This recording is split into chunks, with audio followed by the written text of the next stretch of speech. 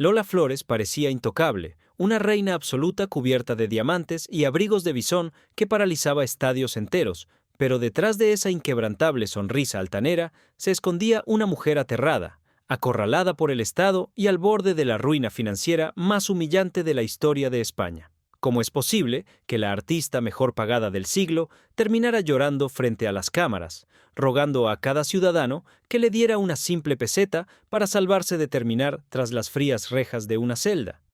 ¿Qué oscuros secretos de alcoba con hombres de inmenso poder ocultó celosamente la prensa de la época para proteger su imagen de matriarca intachable?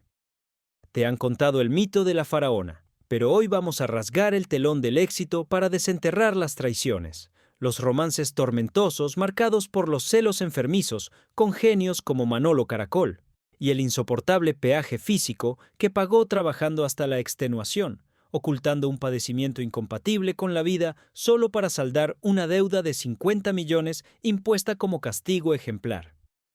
¿Por qué permitió que su propia mansión se convirtiera en un agujero negro donde vividores vaciaban sus arcas, mientras sus herederos coqueteaban peligrosamente con sustancias prohibidas y dependencias químicas que terminarían empujando a su adorado hijo a dar el trágico paso hacia el abismo apenas 14 días después de que la luz de ella se apagara para siempre?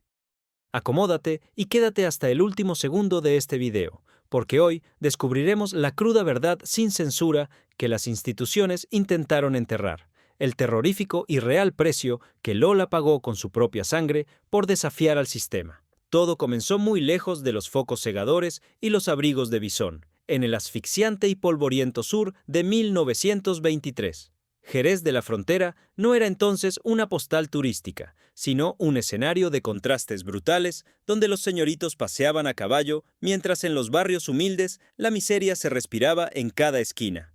En el seno de una familia que regentaba una modestísima taberna, nació una niña que no conoció el tacto de la seda, sino la aspereza del barro y el frío de la necesidad.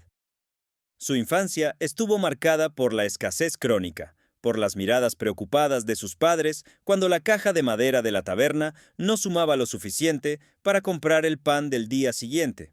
En aquel ambiente donde la supervivencia era una batalla diaria, el arte no se consideraba un lujo burgués, ni una actividad extraescolar para pulir el espíritu. El arte, el cante y el baile eran pura y simplemente un arma para no sucumbir a la desesperación. Desde muy pequeña, aquella criatura de ojos inmensos y oscuros comprendió que su cuerpo tenía un poder hipnótico sobre los demás. Observaba a los clientes de la taberna, hombres endurecidos por el trabajo y ahogados en vino barato, y notaba cómo sus miradas cambiaban cuando ella empezaba a mover los brazos y a taconear sobre las mesas de madera astillada. Esos taconazos furiosos no eran solo una expresión folclórica, eran golpes de rabia contra un destino que la había condenado a la pobreza. Cada moneda de cobre que caía al suelo tras su improvisada actuación era un triunfo pírrico contra el hambre. Este detalle, que a menudo se romantiza en las biografías oficiales, encierra un trauma psicológico profundo. Esa niña creció con el pánico visceral a la falta de recursos, desarrollando una mentalidad de trinchera que la acompañaría hasta su último suspiro. Para ella, el dinero no era un concepto abstracto que se guardaba en cuentas bancarias con intereses. El dinero era supervivencia física, billetes que se tocaban, se escondían y se defendían con uñas y dientes. Esa cicatriz invisible del hambre infantil sería, décadas más tarde, la venda que le impediría ver venir la tormenta que arrasaría con su imperio. Pero el talento de aquella joven era un huracán demasiado vasto para quedar atrapado en las estrechas callejuelas de una provincia del sur. La ambición, alimentada por el deseo ardiente de sacar a su familia de la miseria, la empujó a tomar la decisión más arriesgada de su corta vida: hacer las maletas y viajar hacia la boca del lobo. Madrid la recibió como a tantas otras soñadoras, con un invierno que helaba los huesos y una indiferencia que cortaba la respiración. La capital de la posguerra era un lugar sombrío, lleno de cicatrices visibles e invisibles, donde el mundo del espectáculo operaba bajo reglas no escritas, crueles y a menudo oscuras. Las pensiones donde se alojaba olían a humedad y a repollo hervido, y las noches eran largas vigilias esperando una oportunidad que parecía no llegar nunca. Pocos conocen el calvario de aquellos primeros años, porque la leyenda prefiere iluminar solo los aplausos. La realidad fue una sucesión de rechazos humillantes en los despachos de empresarios teatrales que la miraban con desdén, evaluándola no por su arte, sino por su utilidad en un mercado plagado de depredadores.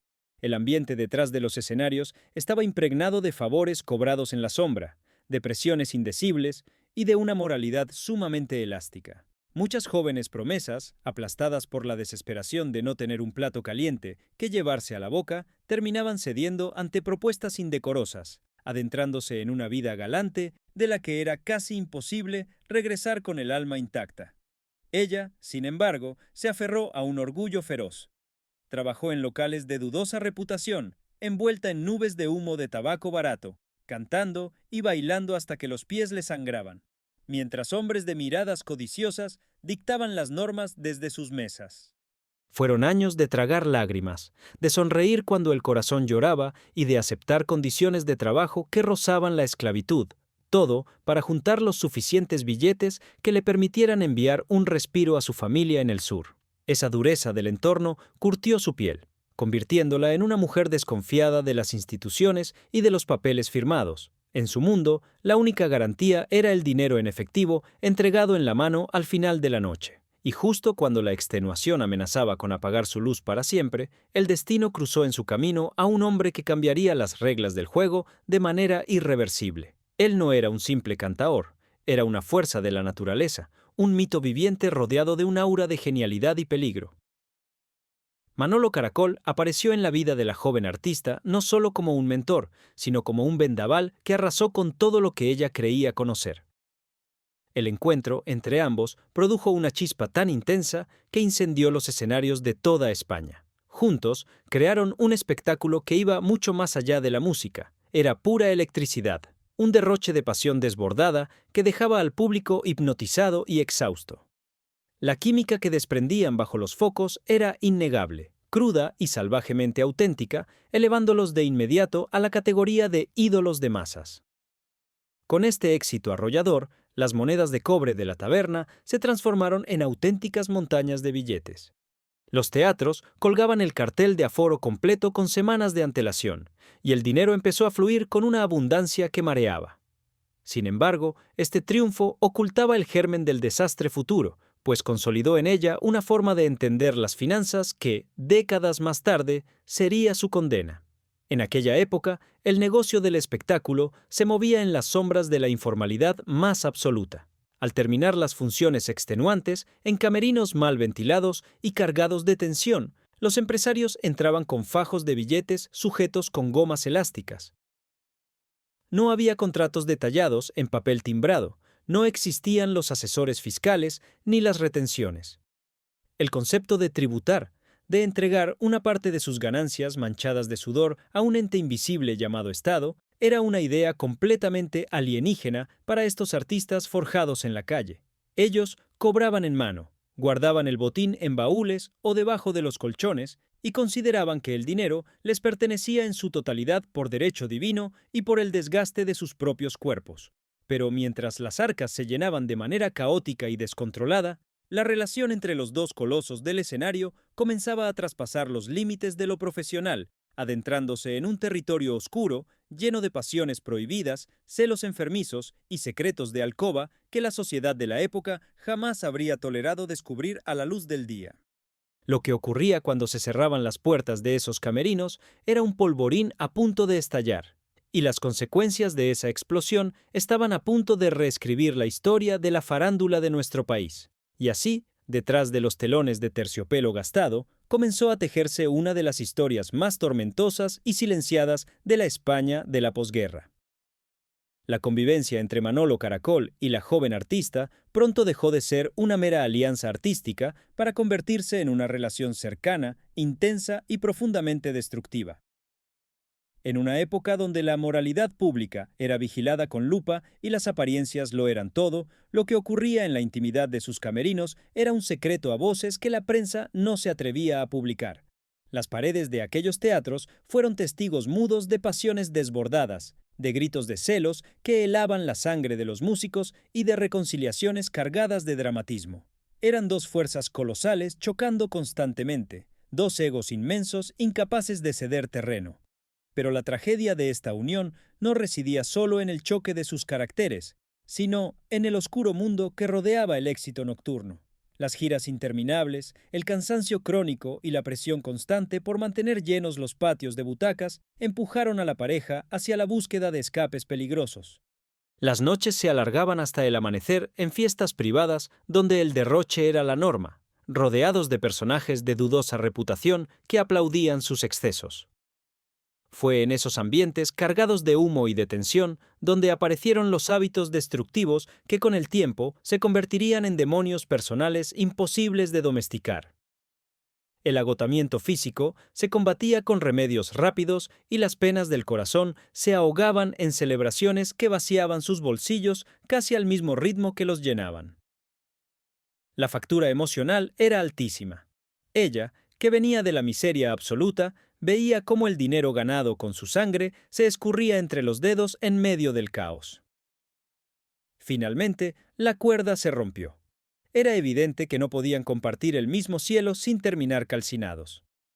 La ruptura fue un cataclismo en el mundo del espectáculo, un divorcio artístico y personal lleno de rencor que obligó a la joven a enfrentarse al vacío. Debía demostrar que podía sostener sola el peso de su propia leyenda. Pero el fuego no puede contenerse por mucho tiempo. La separación, lejos de hundirla, fue el catalizador que hizo nacer a la faraona. Decidió reinventarse, endurecer su coraza y tomar las riendas de su destino con una ferocidad que dejó atónitos a sus detractores. Fue entonces cuando miró más allá de las fronteras de una España que se le quedaba pequeña y fijó sus inmensos ojos oscuros en las Américas. El cruce del charco en los años 50 fue una epopeya que la coronó como una deidad absoluta. Desde México hasta Argentina, pasando por una Cuba vibrante y opulenta, los estadios y los grandes teatros se rendían a sus pies. Las crónicas de la época hablaban de un magnetismo animal, de una mujer que no solo bailaba y cantaba, sino que paralizaba a las masas con un solo movimiento de sus manos. Con este éxito internacional sin precedentes, la riqueza dejó de ser una quimera para convertirse en una realidad abrumadora. Las fortunas que amasaba al otro lado del océano se contaban por montañas de billetes. Sin embargo, su mente seguía operando bajo las reglas de la supervivencia de aquella niña de Jerez. La total ignorancia administrativa era la norma en su vida. Para ella, el concepto de impuestos, de regulaciones internacionales o de declarar ingresos a un Estado que nunca le dio nada cuando pasaba hambre, era una ofensa incomprensible. Cobraba sumas exorbitantes en efectivo, guardaba los fajos en baúles forrados, en maletines oscuros y hasta entre las ropas de sus enormes baúles de viaje. Era una economía de guerra aplicada a la riqueza extrema. Nadie en su entorno tuvo el valor o la decencia de advertirle que el mundo estaba cambiando, que las instituciones comenzaban a llevar registros y que el rastro de sus lujos internacionales dejaba una huella imborrable que, muchos años después, se convertiría en su peor condena. Con el mundo a sus pies y la fama convertida en un escudo de diamantes, la figura pública de la estrella se volvió intocable. Sin embargo, detrás de la sonrisa desafiante y las joyas deslumbrantes, se escondía una mujer aterrorizada por la soledad. Las revistas del corazón mostraban la fachada de una diva inalcanzable, pero en los círculos más exclusivos de la alta sociedad se susurraban historias que jamás llegaron a las portadas.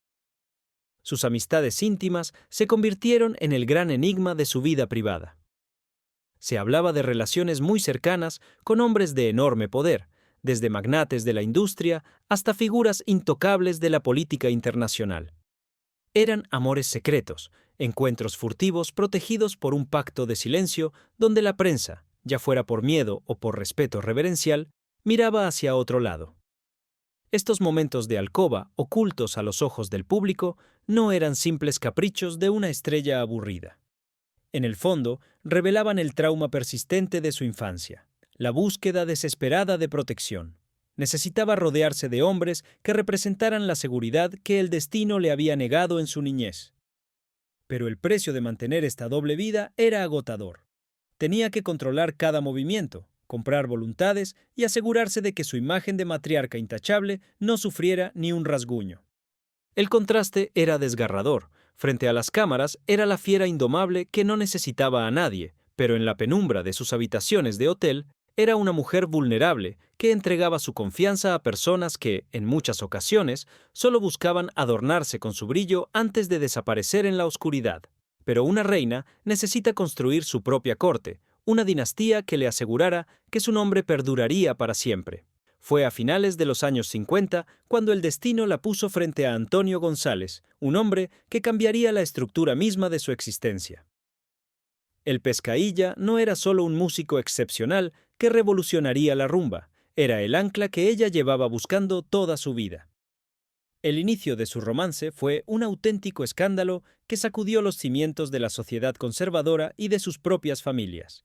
Tuvieron que enfrentarse a prejuicios arraigados, a amenazas y a una ceremonia de unión que tuvo lugar casi en la clandestinidad, a las 6 de la mañana, para evitar la furia de quienes se oponían a este lazo. Aquel desafío a las normas establecidas no hizo más que cimentar el mito de una mujer que vivía bajo sus propias leyes. Con el nacimiento de sus hijos, la artista transformó su instinto de supervivencia en un escudo protector para su sangre. Construyó un clan impenetrable, pero también abrió las puertas de su intimidad de par en par. Adquirió una mansión que pronto se convirtió en una leyenda por sí misma, un lugar donde las fiestas duraban días enteros y las puertas nunca se cerraban con llave. Pero esa generosidad desmedida, esa necesidad de ser la proveedora absoluta, fue la grieta por donde comenzó a desangrarse su fortuna. Por los pasillos de su casa desfilaban a diario decenas de personas. Artistas en horas bajas, supuestos amigos, vividores profesionales y toda clase de aprovechados que comían, bebían y vivían a costa de su talento. Su hogar se transformó en un agujero negro financiero. Nadie llevaba la cuenta de los gastos, no existían presupuestos ni límites. Ella firmaba cheques en blanco con la misma facilidad con la que repartía sonrisas, convencida de que su garganta y su fuerza física serían eternas para seguir produciendo billetes. Sin embargo, el tiempo es un juez implacable. Mientras ella mantenía a toda una corte de aduladores con los bolsillos llenos. Las sombras de la década de los 70 comenzaban a asomarse por la ventana, trayendo consigo un cambio de era brutal que amenazaba con destruir todo lo que había construido con su sangre, y la maquinaria implacable del Estado ya estaba afilando sus cuchillos en silencio. Los años 70 cayeron sobre España como un balde de agua helada para los artistas de la vieja guardia. El país entero comenzó a cambiar de piel de una forma frenética, desesperada por sacudirse el polvo de las décadas pasadas. Las salas de cine se llenaron de películas del llamado destape. El folclore tradicional empezó a oler a naftalina para los más jóvenes y la bata de cola fue arrinconada por las modas extranjeras. En medio de este torbellino cultural, la matriarca sintió por primera vez que el suelo temblaba bajo sus pies. Acostumbrada a reinar sin oposición, de repente se vio obligada a librar una batalla feroz para mantenerse en la cima. Guiada por el pánico a perder su estatus y mal aconsejada por una corte de aduladores que solo buscaban su propio beneficio, se lanzó a realizar inversiones ruinosas. Puso su dinero y su nombre en negocios nocturnos, en proyectos faraónicos de los que no entendía absolutamente nada, firmando documentos que ni siquiera se paraba a leer. Pero la verdadera tragedia no se estaba gestando en los despachos, sino en los pasillos de su propio hogar. Sus herederos, criados bajo el foco cegador de la fama y con acceso a un flujo de dinero inagotable, comenzaron a asomarse al abismo. Las malas compañías y las tentaciones de una época desenfrenada los llevaron a coquetear peligrosamente con la noche profunda y con esas sustancias prohibidas que destruían silenciosamente a toda una generación. El corazón de la madre se encogía de terror al ver a sus hijos lidiar con dependencias químicas y demonios personales, gastando fortunas ocultas en clínicas y tratamientos discretos para evitar que el escándalo manchara el honor del clan. Mientras la artista libraba estas guerras en la intimidad, en los despachos gubernamentales se estaba gestando un monstruo frío e implacable. Con la llegada de la democracia y el cambio de régimen político, las reglas del juego se reescribieron por completo. La Nueva España quería homologarse con Europa, y eso significaba instaurar un sistema fiscal moderno, eficiente y voraz. Se acabaron para siempre las cajas de zapatos llenas de billetes bajo la cama. los sobres abultados entregados en oscuros camerinos y los apretones de manos como única firma válida. Los ministerios comenzaron a llenarse de ordenadores, de cruces de datos informáticos y de inspectores con trajes grises que hablaban un idioma incomprensible de retenciones, declaraciones y bases imponibles. Para los viejos ídolos del escenario, forjados en el hambre y la improvisación, esto era poco menos que ciencia ficción.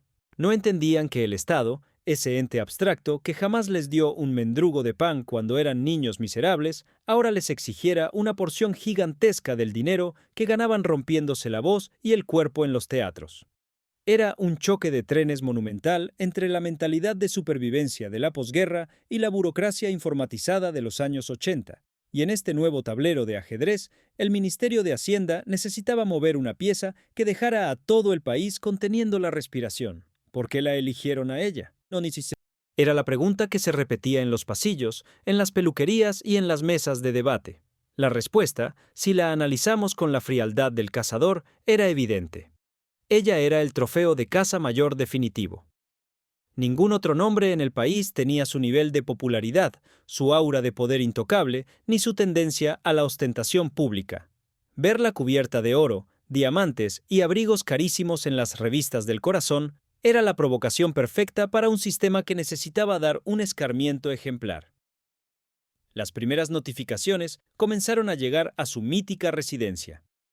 Sobres oficiales con sellos del Estado que se amontonaban en las bandejas de plata de la entrada, ignorados olímpicamente. En su soberbia, en esa burbuja de irrealidad en la que vivía desde hacía décadas, creía sinceramente que una figura de su talla monumental, una mujer que había llevado el nombre de España por todo el planeta, estaba por encima de los papeleos de unos simples funcionarios. Pero el cerco se estrechaba en silencio. Los inspectores, armados con calculadoras y paciencia infinita, husmeaban en sus cuentas corrientes, rastreaban sus lujosas propiedades y desenterraban los contratos internacionales que ella creía haber cerrado en el más absoluto de los secretos. Cada actuación en América, cada exclusiva vendida, cada joya exhibida estaba siendo minuciosamente anotada en un expediente que engordaba día tras día, preparándose para el golpe final. Y entonces llegó el año 1987.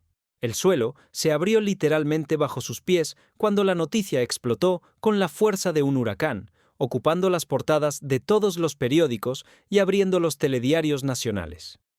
El escándalo era mayúsculo, sin precedentes en la historia de la farándula española. La acusación formal revelaba que la reina indiscutible del folclore había ocultado ingresos millonarios durante años consecutivos.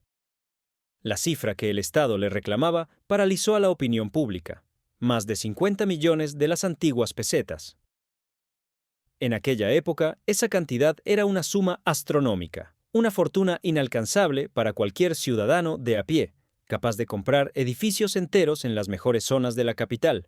Cuando la noticia llegó a sus oídos, su reacción no fue de culpabilidad, sino de un asombro genuino y desgarrador. ¿Pero cómo voy a deber yo todo ese dinero? Si yo he trabajado con mis propias manos toda mi vida, repetía una y otra vez en la intimidad de su salón, incapaz de procesar la información. Su mente, estructurada en el esfuerzo físico del escenario, no podía comprender el concepto del fraude fiscal. Para ella, el dinero en el banco era suyo porque lo había sudado. Sin embargo, el pánico absoluto, el terror frío que le paralizó el corazón y la hizo envejecer de golpe, no vino provocado por la inmensa cantidad de dinero que le exigían. El verdadero pánico surgió cuando sus abogados, lívidos y temblorosos, le comunicaron la segunda parte del requerimiento fiscal.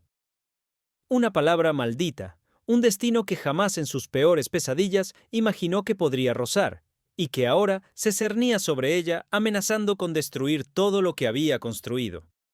La Fiscalía había pronunciado la palabra que paraliza el corazón de cualquier ser humano, pero que en el caso de un espíritu libre e indomable como el suyo, sonaba a una condena incompatible con la vida.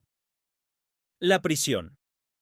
Los titulares de la prensa, implacables y sedientos de sangre mediática, anunciaban que el Ministerio Público solicitaba penas de cárcel para la faraona. Para una mujer que había recorrido el planeta entero con el mundo por montera, que había dormido en los palacios más lujosos y que no rendía cuentas a nadie, La simple imagen mental de verse encerrada entre cuatro paredes grises, despojada de sus sedas y de su dignidad, la empujó a un estado de terror visceral.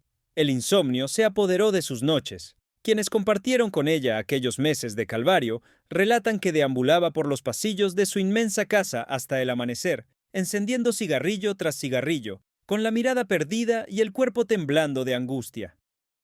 El estrés constante comenzó a mermar su salud física a un ritmo alarmante, pero quizás el golpe más doloroso, la traición que más le dolió en el alma, fue el silencio sepulcral que de repente se instaló a su alrededor.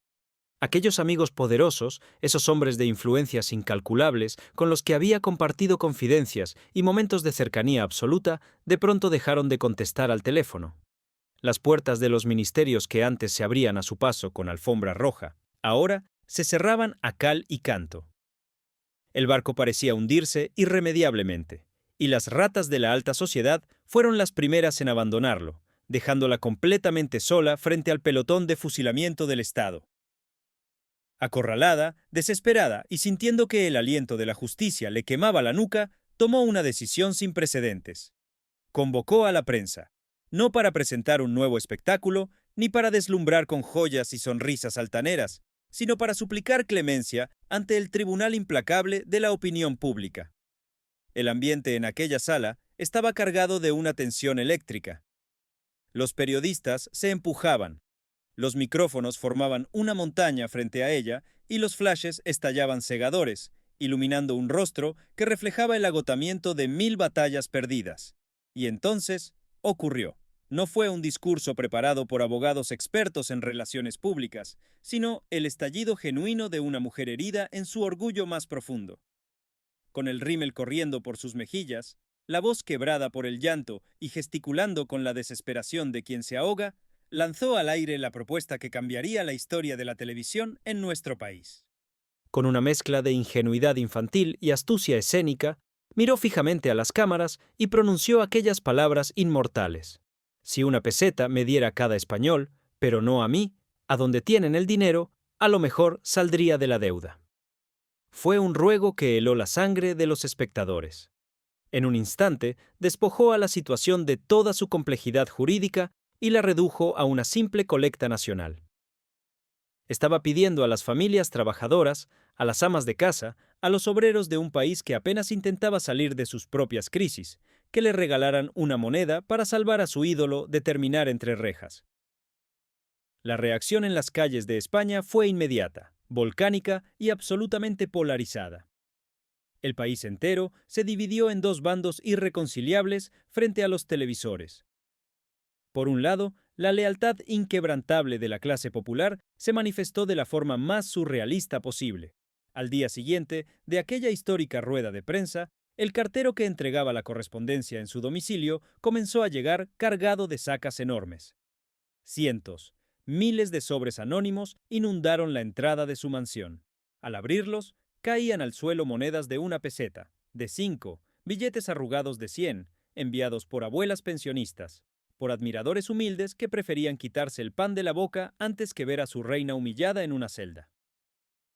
Era el triunfo del carisma sobre la razón. Sin embargo, en la otra cara de la moneda, la indignación era mayúscula. Los programas de debate se llenaron de ciudadanos enfurecidos y periodistas mordaces que exigían justicia. ¿Por qué debía el ciudadano común, que pagaba religiosamente sus impuestos y sufría para llegar a fin de mes, subsidiar los errores millonarios de una estrella que se paseaba cubierta de bisones? El circo mediático estaba servido.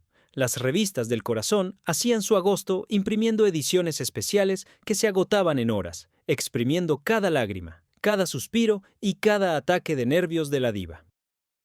Habían convertido su tragedia personal en el culebrón más rentable de la década, lucrándose sin pudor del inmenso dolor de una leyenda acorralada. Pero las monedas enviadas por sus fieles no servían para detener la fría maquinaria de la justicia. El verdadero Vía Crucis comenzó cuando tuvo que cambiar los escenarios iluminados por los pasillos lúgubres y helados de los juzgados. Imaginen la escena. Una mujer acostumbrada a ser recibida con ovaciones ensordecedoras, caminando ahora rodeada de un enjambre de cámaras, escoltada por abogados y enfrentándose a la mirada severa de magistrados vestidos con togas negras que no sentían la más mínima devoción por su arte. Los interrogatorios fueron auténticas sesiones de tortura psicológica para ella. Los inspectores y fiscales le preguntaban por balances, por cuentas en el extranjero, por sociedades interpuestas y por cifras astronómicas que su mente simplemente no lograba descifrar. La humillación de tener que explicar que no sabía cómo funcionaba un contrato o que había firmado papeles sin leerlos porque confiaba ciegamente en representantes sin escrúpulos la fue consumiendo por dentro. Tras meses de agonía pública y privada, llegó el fallo final. El tribunal, consciente del tsunami social que provocaría su encarcelamiento, decidió no privarla de su libertad, pero el castigo económico fue demoledor. La sentencia la obligaba a pagar una multa colosal, una sanción que multiplicaba la deuda original y que la dejaba, a efectos prácticos, en la más absoluta de las ruinas. Se había salvado de la celda, sí, pero la habían encadenado de por vida a una losa financiera que amenazaba con aplastarla. Y fue en ese momento, asfixiada por las deudas y con el orgullo pisoteado, cuando tomó una decisión radical que la obligaría a someter su cuerpo a un límite aterrador, despertando a un enemigo silencioso que dormía en su interior. La sentencia dictó que, para no perder su libertad física, debía entregar a cambio hasta la última gota de su sudor y someterse a una esclavitud financiera absoluta, con una deuda que asfixiaba cualquier atisbo de tranquilidad y la amenaza constante del embargo pendiendo sobre el techo de su mítica residencia y las cabezas de sus hijos. La matriarca se vio obligada a facturar a cualquier precio. A una edad en la que otras grandes figuras del espectáculo internacional se retiraban a sus mansiones de retiro para disfrutar de sus rentas y escribir sus memorias, ella tuvo que volver a calzarse los tacones con la desesperación de una debutante que necesita dinero para comer. El telón debía levantarse una y otra vez, porque la maquinaria recaudadora del Estado nunca dormía, y los plazos de pago eran auténticas cuchillas afiladas sobre su cuello.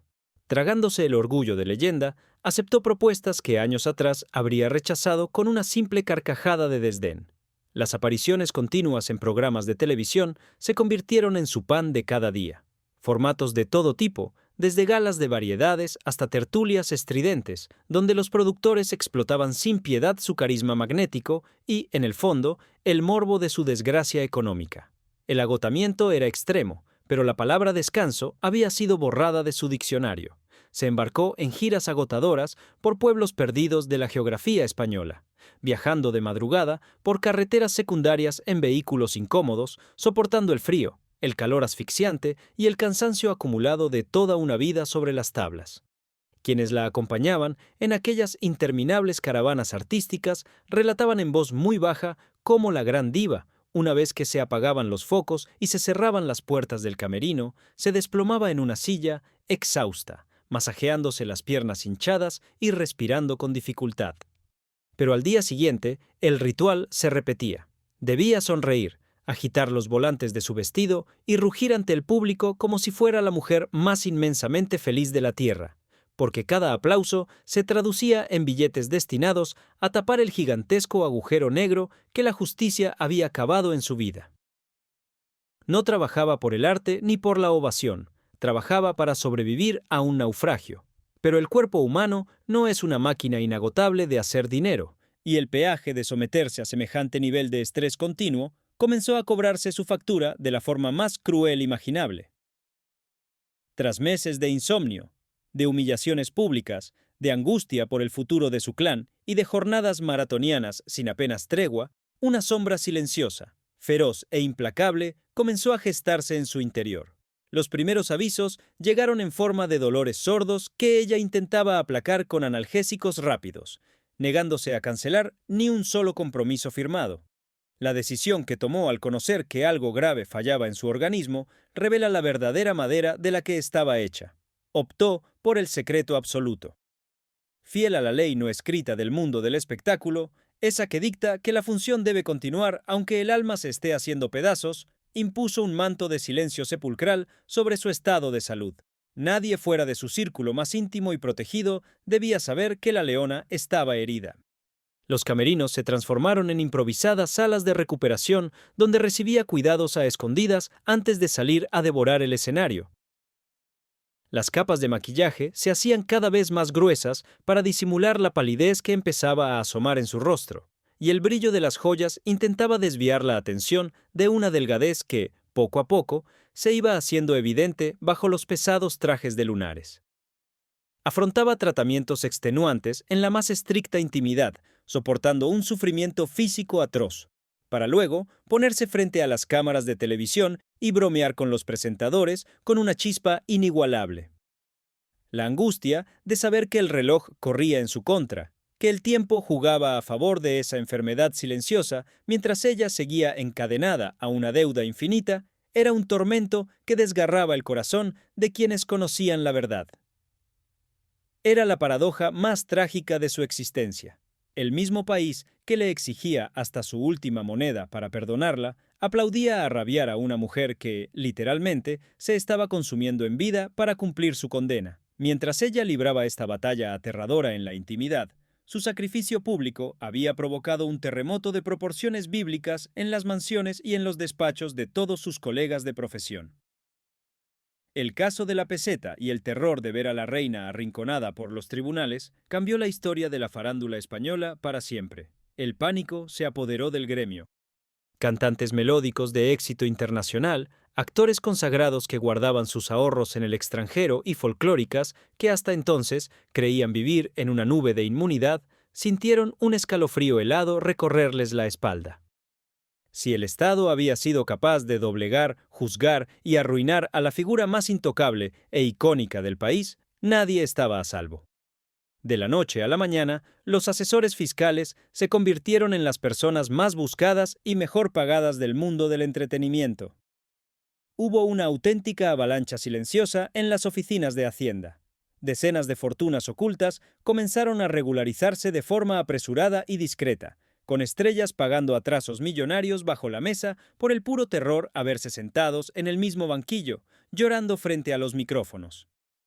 Ella se convirtió, sin quererlo y pagando el precio más alto posible, en el mártir de la modernidad fiscal, en la advertencia viviente que el sistema necesitaba para disciplinar a las grandes fortunas. Pero este papel histórico no traía ningún consuelo a su espíritu.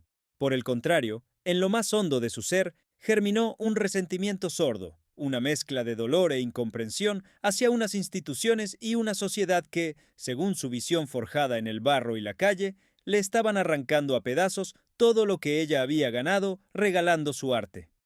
Sentía que había entregado su juventud, su energía y su vida entera para llevar la bandera de su cultura por todo el mundo. Y a cambio, el sistema burocrático la había exprimido hasta dejarla sin aliento y sin fuerzas. Ya en la recta final de la década de los 80 y adentrándose en los 90, consciente de que sus fuerzas menguaban y de que el final de su camino se vislumbraba en el horizonte, la matriarca herida decidió que ya no le quedaba tiempo ni paciencia para la diplomacia.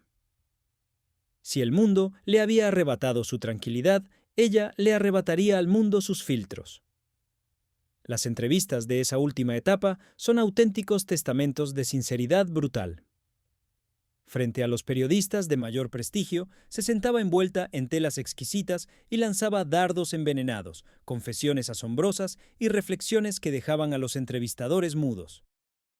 Hablaba de la infidelidad, de las pasiones oscuras, del valor del dinero y de la hipocresía de la alta sociedad con una lucidez cortante y sin el más mínimo asomo de vergüenza.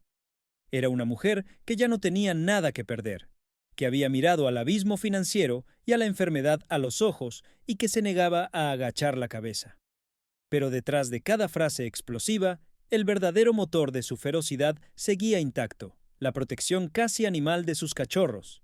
Su mayor terror, la pesadilla que no la dejaba descansar, no era su propio destino, sino el miedo profundo a que sus hijos heredaran sus enormes deudas o se vieran arrastrados por las tragedias y los demonios personales que revoloteaban sobre el clan. Se convirtió en un escudo de acero para ellos, defendiéndolos de las críticas de la prensa, justificando sus errores públicamente y trabajando de forma inhumana para dejarles un colchón de seguridad cuando ella ya no estuviera para protegerlos.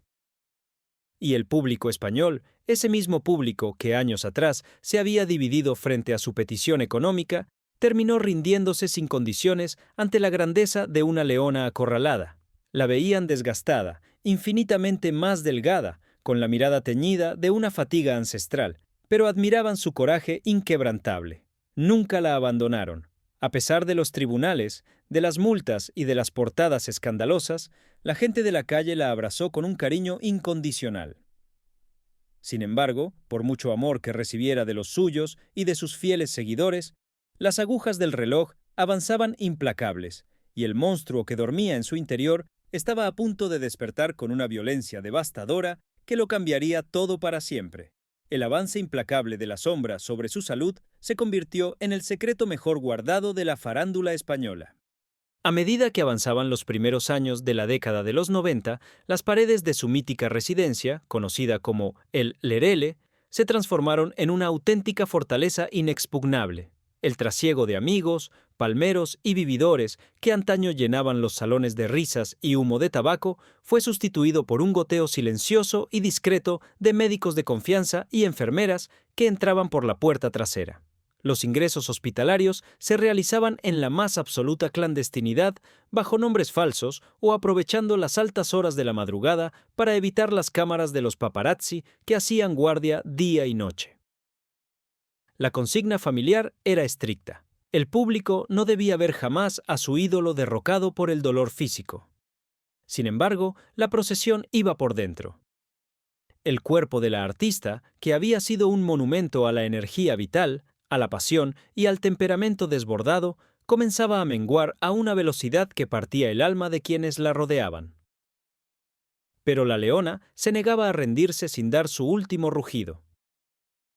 A pesar de una delgadez que los voluminosos trajes de diseño apenas podían disimular y de un cansancio evidente que le pesaba en los párpados, su actitud frente a las cámaras seguía siendo de una majestuosidad sobrecogedora.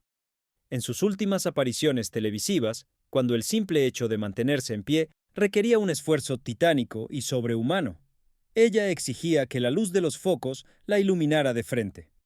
Confiaba ciegamente en el poder de su mirada y en esa sonrisa inquebrantable, a veces teñida de una melancolía amarga, para engañar al abismo que se abría bajo sus pies.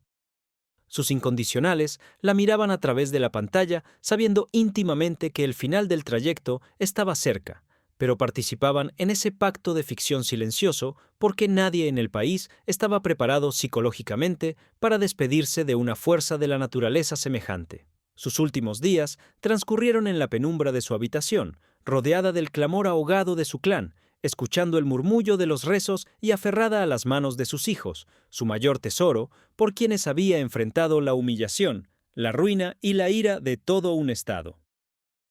Y finalmente, el fatídico mes de mayo de 1995, lo inevitable ocurrió. El corazón del folclore, ese motor incansable que había latido al ritmo de taconazos furiosos y rumbas desesperadas, se detuvo para siempre. Su luz se apagó rodeada de los suyos en el silencio sepulcral de la madrugada. Cuando la noticia se filtró a las redacciones de los periódicos y a las emisoras de radio con las primeras luces del alba, el país entero sufrió una sacudida emocional sin precedentes. No importaba si la amaban o si la habían criticado sin piedad durante el escandaloso episodio de sus impuestos. La sensación generalizada era que una parte irreemplazable de la historia de España nos dejaba para siempre. Las calles de Madrid se colapsaron en un luto casi monárquico. Decenas de miles de personas, ciudadanos de a pie, abuelas envueltas en chales oscuros, jóvenes que habían crecido escuchando sus historias y celebridades rotas de dolor, formaron colas kilométricas bajo un sol de justicia para rendirle un último tributo. Fue en esos días de lágrimas derramadas sobre el asfalto cuando se produjo la mayor de las ironías, la hipocresía suprema de un sistema que años antes la había acorralado sin piedad. Aquellas mismas instituciones que la habían sentado en el banquillo de los acusados, que la habían humillado exigiéndole hasta la última moneda y que la habían empujado a una vorágine de trabajo destructivo para evitar la celda, ahora emitían comunicados solemnes ensalzando su figura inigualable. Los políticos que le habían dado la espalda enviaban coronas de flores colosales y pronunciaban discursos sobre su inmenso aporte a la cultura nacional. El reconocimiento tardío de la clase dirigente resonaba como una burla cruel en los oídos de su familia. La habían convertido en un símbolo intocable, en una deidad del arte español, justo en el momento en el que ella ya no podía defenderse ni exigirles explicaciones. Pero la historia tenía reservado un giro aún más oscuro, un epílogo desgarrador que hundiría al clan en las profundidades más absolutas de la desesperación. Porque el destino, siempre caprichoso y a menudo cruel, decidió que el dolor de esa familia debía ser llevado al límite de lo incompatible con la vida. La partida de la matriarca dejó un vacío insoportable en su inmensa mansión, pero hubo alguien que simplemente no pudo soportar el peso aplastante de su ausencia. Su adorado hijo, el talentoso músico de mirada profunda y alma de poeta, había crecido bajo el ala protectora de esa madre colosal. Ella había sido su refugio contra las tormentas, su escudo de acero frente a las críticas despiadadas y su salvavidas cuando los demonios personales y las dependencias químicas lo arrastraban hacia el fondo del abismo. Sin ella, el mundo perdió todo su sentido, sus colores y su música. El joven vagaba por la finca como un fantasma, asediado por una tristeza inabarcable, incapaz de asimilar que la mujer que se lo había dado todo ya no volvería a cruzar el umbral de la puerta. Apenas transcurrieron 14 días de absoluta agonía emocional desde que despidieron a la reina. 14 días de noches en blanco, de recuerdos tortuosos y de un silencio que enloquecía. Consumido por un dolor atroz y buscando desesperadamente apagar el fuego de su propio tormento, el joven tomó una decisión fatal en la soledad de la cabaña de madera del jardín. Decidió irse voluntariamente, emprendiendo un viaje sin retorno para reencontrarse con el abrazo del que había sido arrancado. Este suceso oscuro, este paso hacia el abismo, apenas 2 semanas después de la despedida de su madre, fue un golpe de gracia que destrozó para siempre los cimientos de la familia y sumió al país en un estado de conmoción absoluta. Era una tragedia de proporciones griegas, un final catastrófico que superaba cualquier guión macabro de la prensa sensacionalista y que demostró, de la forma más amarga, que el verdadero precio de la fama y del amor desmedido a veces se cobra con la propia existencia. Con el paso de las décadas, la memoria colectiva ha demostrado tener un asombroso poder de filtración. Aquella deuda astronómica con el Ministerio de Hacienda, los juicios escandalosos, las portadas humillantes y el terror a la pérdida de libertad se han ido desdibujando, transformándose en simples anécdotas al margen de una biografía gigantesca. El mito se ha elevado muy por encima de los billetes, de los embargos y de las persecuciones fiscales. Hoy en día, su figura ejerce un magnetismo brutal sobre generaciones que ni siquiera habían nacido en aquel turbulento año 1987.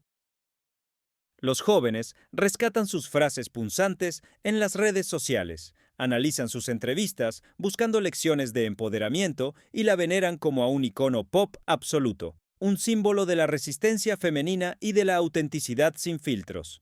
Nadie recuerda ya los tecnicismos legales, ni la cifra exacta que casi la lleva a la ruina. Lo que perdura, inalterable al paso del tiempo, es la imagen de una mujer que se enfrentó al mundo entero sin bajar jamás la mirada.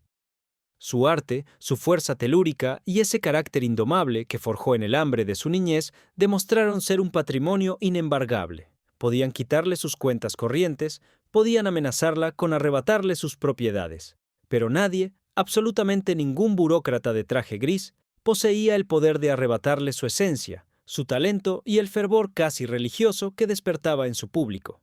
El tiempo, ese juez supremo e infalible, se encargó de colocar cada cosa en su lugar, dejando a los inspectores en el olvido de los archivos polvorientos y elevándola a ella al altar eterno de las leyendas inmarchitables. Si nos detenemos a observar esta vida de película desde la lejanía, el torbellino resulta fascinante y aterrador a partes iguales. La historia de la niña que taconaba por un trozo de pan en las tabernas de Jerez y que terminó desafiando a todo el aparato del Estado español con una simple peseta, encierra un cuestionamiento profundísimo sobre la fama, el poder y la hipocresía social. Ella fue una hija de su tiempo, una superviviente nata que jugó bajo las reglas salvajes del viejo mundo del espectáculo y que fue arrollada por la llegada implacable del nuevo sistema.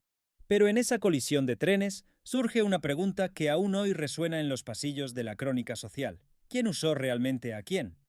¿Fue ella una transgresora que se aprovechó de la ingenuidad de sus seguidores para salvar su inmenso imperio personal?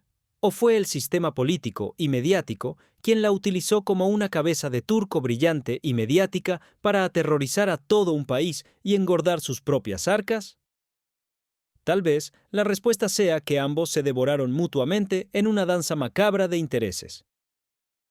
Sin embargo, al apagar las luces de este relato, nos queda una reflexión ineludible. Detrás del maquillaje perfecto, de las joyas cegadoras y de los escándalos de alcoba, latía el corazón de una mujer aterrorizada por la miseria, dispuesta a dar su última gota de sangre por proteger a su manada. Su vida fue un precio altísimo pagado al contado, una lección brutal de que en el cruel teatro del mundo las deudas de dinero se pueden saldar, pero el precio de convertirse en una leyenda eterna, amarga y fascinante, es algo que ninguna factura podrá jamás embargar.